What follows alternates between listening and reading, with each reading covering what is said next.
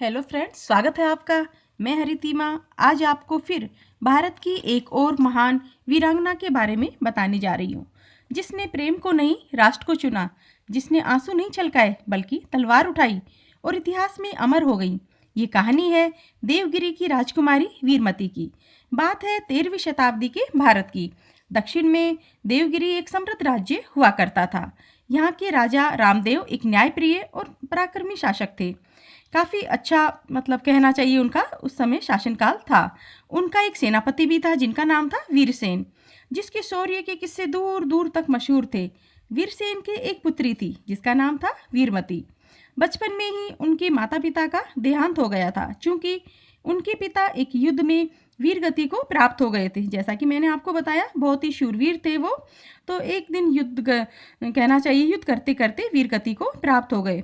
तो राजा रामदेव बहुत ही अच्छे और न्यायप्रिय राजा थे, तो उन्होंने वीरमती को अपने राजमहल में ही अपने पुत्री के समान रखा।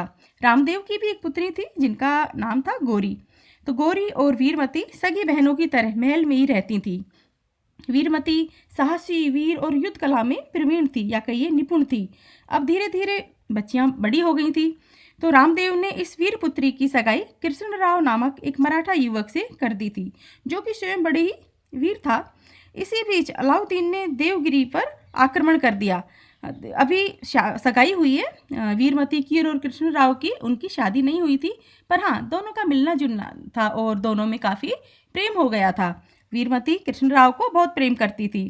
तो इसी बीच जैसा कि मैंने आपको बताया, अलाउद्दीन ने देवगिरी पर आक्रमण कर दिया। यवनों से मुकाबला करने के लिए वीर मतवाले मराठे वीर निकल पड़े। युद्ध के लिए जब वो प्रस्थान कर रहे थे, तो कृष्णराव से वीरमती बड़ी ही भावुक होकर बोलती है कि देखो, देश के लिए मर मिटना ही राजपूत का प्रथम धर्म है। रणभूमि ही वीरों की विश्राम स्थली होती है। अपने कर्तव्य पथ से कभी भी विचलित मत होना। मुझसे भी ज़्यादा रणभूमि को प्यार करना। बस वीरमती इतना ही चाहती है तुमसे। और उसने बड़े ही भावुक होकर कृष्णराव को विदा किया। युद्ध प्रारंभ हो गया था। भयंकर संघर्ष के दौरान प्रथम पैर में ही जो यवन सैनिक थे वो पीछे हटकर मैदान छोड़कर भाग खड़े हुए, परंतु यह यवनों की चाल थी। देवगिरी के जो सैनिक थे उनको बहुत आगे तक बढ़ने देना और फिर तीनों तरफ से उनको घेर कर और जबरदस्त आक्रमण करना। राजा रामदेव तो आश्चर्यचकित रह गए कि ये क्या हुआ। कहना चाहिए उनके साथ होता है, युद्ध कला भी होती है ये, तो उनके साथ धोखा हुआ था। कृष्णराव जो कि उनके सैनिक थे, उन्होंने कहा कि हमें कूटनीति से इस शत्रु चाल को समझना चाहिए। हमें देखना चाहिए कि सैन्य शक्ति इनकी कितनी है और इसका पूरा पता लगाना चाहिए। रामदेव ने उनकी बात मान ली और उन्होंने उन्हें इसका पता लगाने के लिए कहा और कहा कि आप अपने साथ में कुछ और भी सैनिक वगैरह ले जाएं।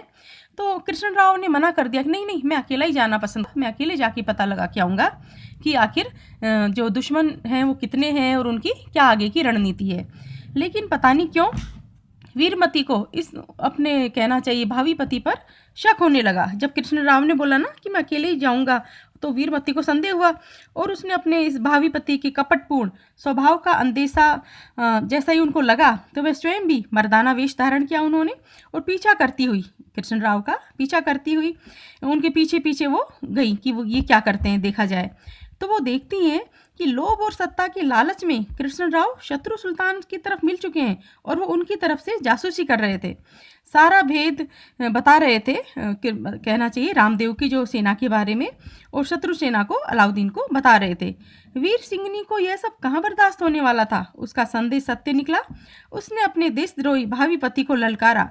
जो ही कृष्णराव वीरमती की ओर ऐसे पीछे मुड़े, तो उन्होंने उनके सीने में नंगी तलवार भोंप दी और दूसरे ही क्षण उन्होंने उसी तलवार से अपनी ही लीला भी समाप्त कर ली।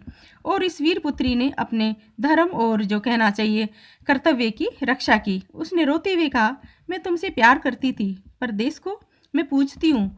मैंने ये तलवार आप पर नहीं चलाई है, मेरे प्रेम पर नहीं चलाई है, मैंने गद्दारी पर चलाई है। उसी दिन से वीरमती देवगिरी की एक स्वाभिमानी देवी के रूप में जानी जाने लगी। लोग उन्हें बहुत मानते हैं, आज भी उनकी चर्चा की जाती है। तो इससे हम यही सीख ले सकते हैं कि जब भी किसी युवती को यह लगे कि उसके सामने धर्म, प्रेम और राष्ट्र में से किसी एक को चुनना है, तो वह वीरमती के इस कहना चाहिए त्याग और बलिदान को याद कर ले। कहना चाहिए कि देश सर्वोपरि होता है। यही शिक्षा हमें इस कहानी से मिलती है। अगर इस कहानी ने आपके दिल को छुआ हो तो प्लीज़ इस वीडियो को लाइक एंड शेयर करें। आई होप कि ये सच्ची कहानी आपको पसंद आई होगी। ऐसी ही कुछ सच्ची कहानियाँ, कुछ मोटिवेशनल, कुछ ऐतिहासिक कहानियाँ लेकर मैं आपके पास समय समय पर आती रहूँगी। अगर आपको कहानियाँ अच्छी लगती हो तो प्लीज़ चैनल को लाइक एंड सब्सक्राइब करें। Thank you for listening.